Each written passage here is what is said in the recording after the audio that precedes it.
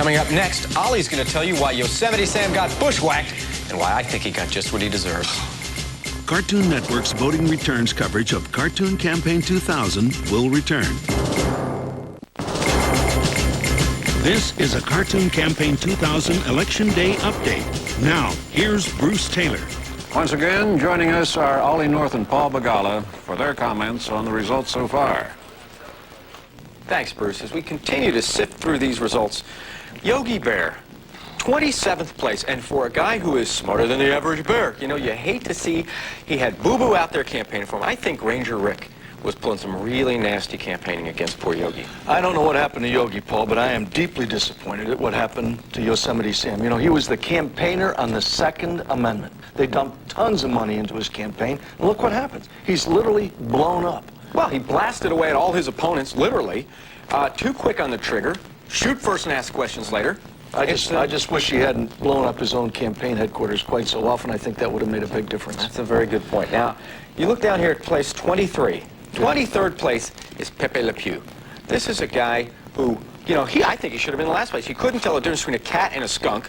He was chasing around all the women members of Congress. Lawsuits coming at him from every direction. Finally, he called the League of Women Voters smorgasbord in pumps.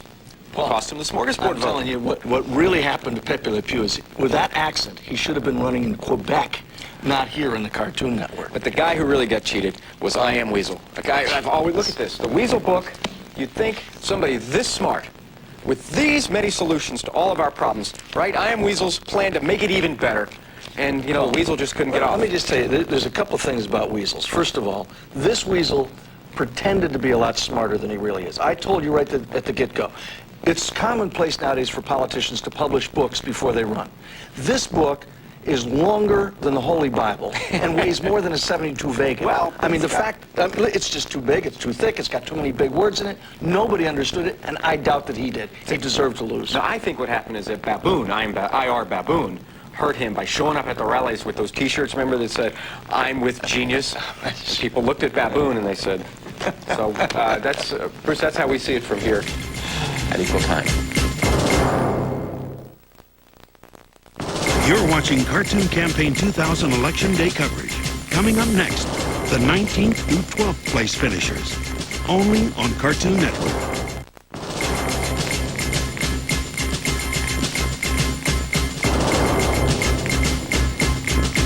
This is a Cartoon Campaign 2000 Election Day update.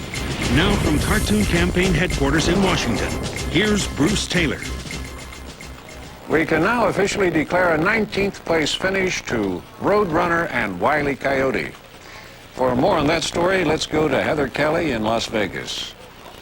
I'm Heather Kelly in Las Vegas, Nevada, not far from ground zero of the Roadrunner Coyote campaign. Critics had called this unlikely pairing a cheap publicity stunt, but the voters I spoke to say they were more concerned with the Acme Corporation campaign contribution scandal and the growing sense that Roadrunner just didn't have a lot to say.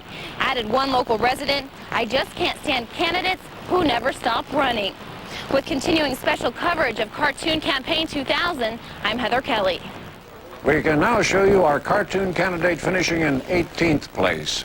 Finishing at number 18 is Batman. Obviously a much lower finish than the Cape Crusader would have wished. Some credit Batman's nocturnal campaign style as the chief reason, while many attribute Batman's puzzling choice to use the bat signal as a campaign gimmick at car shows. Again, finishing at number 18 is Batman. More results later.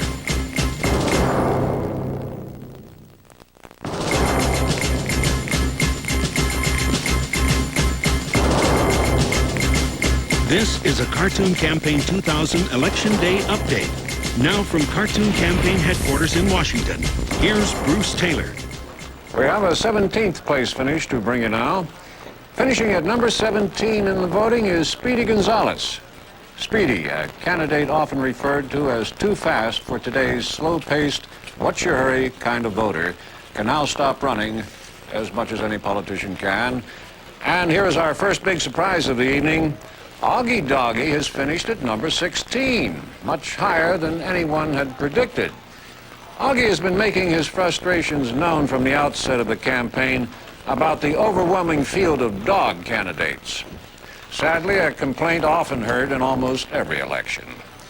And to keep things moving along, we want to bring you our 15th place finish now, Marvin the Martian. Marvin finishing at number 15. For more on that story, let's go to Monica Morales in Miami Beach. I'm Monica Morales on Miami Beach, where Marvin the Martian bid his Earthling supporters a, quote, very final goodbye, unquote, before catching a flight home from Cape Canaveral. Experts say the tide turned for Marvin when the Green Party rescinded their early endorsement after he pledged to allocate all of the budget surplus to weapons of mass destruction. This has been a Cartoon Campaign 2000 update. I'm Monica Morales.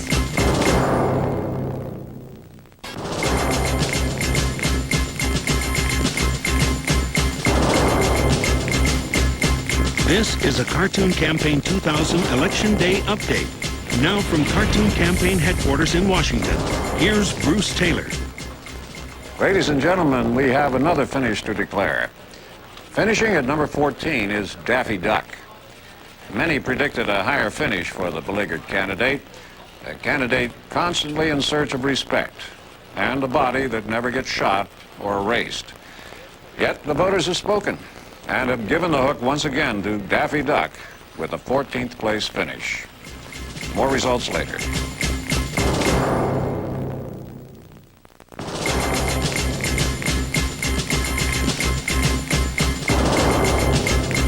This is a Cartoon Campaign 2000 Election Day update.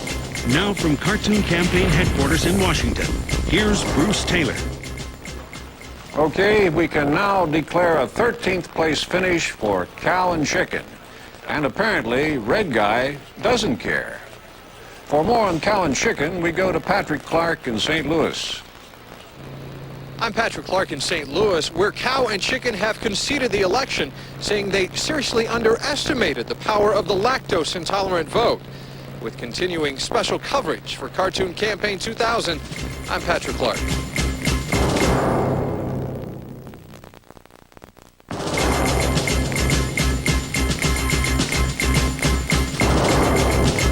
This is a Cartoon Campaign 2000 Election Day update. Now from Baltimore, here's Cynthia Adler with an update on 12th place finisher, Tasmanian Devil. This is Cindy Adler in Baltimore, where political experts here agree why Tasmanian Devil lost this election. There wasn't a spin doctor in Washington who could contain the catastrophic damage that occurred every time Taz opened his mouth. This has been a Cartoon Campaign 2000 update. I'm Cindy Adler. You're watching Cartoon Campaign 2000 Election Day coverage. Coming up next, the 11th and 10th place finishers, only on Cartoon Network.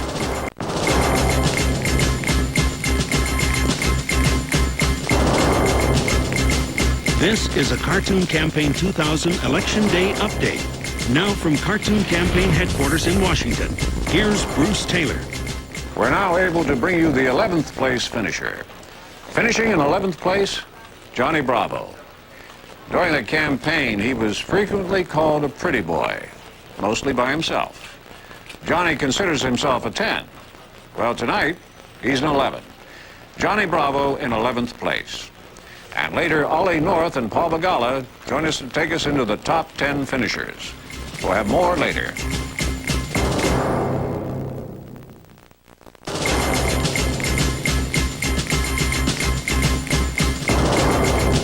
This is a Cartoon Campaign 2000 Election Day update. Now from Los Angeles, here's Jane Yamamoto with an update on 11th place finisher, Johnny Bravo. I'm Jane Yamamoto in Los Angeles, where Johnny Bravo has lost his bid for the presidency despite locking up the all-important swing vote. Now, the Bravo campaign heavily courted women, but failed to score with female voters after Johnny insisted on calling them, quote, soccer mamas. Analysts also blame his strategy of ignoring Iowa and New Hampshire and only trying to woo voters here on the beaches of Southern California. For the Cartoon Network Campaign 2000, I'm Jane Yamamoto. When we come back, Paul will tell you about Johnny Bravo. I say his muscles are all in his head. Cartoon Network's voting returns coverage of Cartoon Campaign 2000 will return. This is a Cartoon Campaign 2000 Election Day update. Now, here's Bruce Taylor. Once again, joining us are Ollie North and Paul Begala for their comments on the results so far. Thank you, Bruce. Paul and I here at Equal Time continuing to look at the results of this remarkable election. One of the big disappointments, I know, to a lot of people, Paul, is the Roadrunner Coyote. They were running as a ticket, which a lot of people did find to be extraordinary, given the terrible abuse that the Coyote has taken over the years. I thought that the Roadrunner's campaign slogan of beep beep was going to be enough to carry the day. But apparently, I think what happened was they ran into one of those brick walls that, you know, the kind that Roadrunner was always drawing and smacking Coyote right into. But how about Batman at 18th place, barely able to crack the top 20? This is one of the great superhero legends of our time. But, Paul, the utility belt, first of all, the guy couldn't go through an airport metal detector with that thing. I mean, it screwed up the campaign from the get-go. And when you look at it, his running mate, Robin, really needs to do a lot of growing up there. Well, he does, but he's a boy wonder, and so you think that people would understand. I think what hurt him also is the apathy gas. Oh, the Joker, Penguin, sure, Riddler, they were putting that gas out there. And on top of that, Alfred the Butler, who, you know, I love, people found him a little bit snobby, which you can't have that in a campaign. Absolutely right. Here's the big surprise, I think, to everybody. In 14th place, Daffy Duck. You know, I would have thought that he would have finished much lower in the pack, given that he violated Article 7, Section 8 of the Cartoon Network campaign laws by going off the charts. I mean, literally right out of the, wrote himself right out of the campaign. You can't expect to win if you're going beyond the drawn boundaries. That plus, don't forget the Say It, Don't Thray It Act that he was always violating, 1973 law that says you can't be thraying your words on television the way Daffy always was. There was also the other problem. Every bill he had was fastened to the front of his face. That hurts. But Johnny Bravo, well, 11th place now. He came on. People didn't think he could do it. I think he would have won the whole thing had he not had that stunt. You remember it, the famous picture, picking Droopy up by the ears. That's the thing I think that killed Johnny Bravo. Well, I think there were other problems with him, too, as well. I mean, he had those strange pickup lines. He's got that hair. He likes the ladies. The hair is just, I think, quite frankly, more than anybody. It's a threat to the ozone layer, Paul. It is, well, also to low-hanging branches as he drives by. So we hate to see Johnny Bravo go down like that, but he does finish a rather strong 11th despite all of those problems. Bruce, that's how we see it here on Equal Time.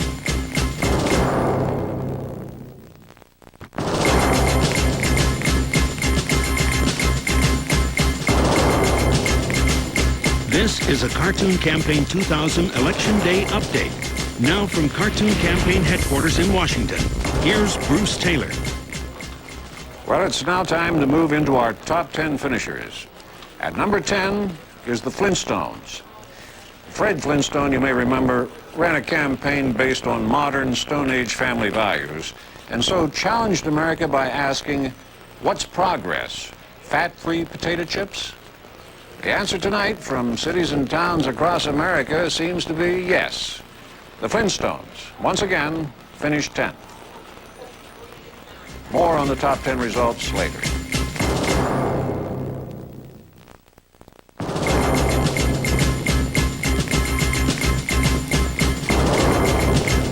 This is a Cartoon Campaign 2000 Election Day update.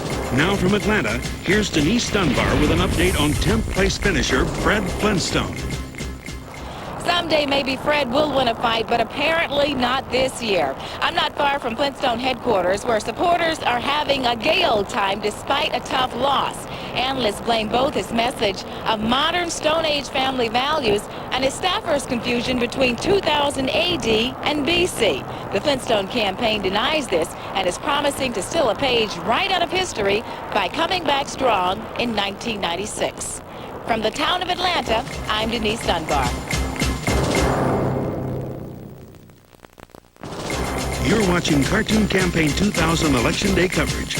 Coming up next, the 9th and 8th place finishers, only on Cartoon Network.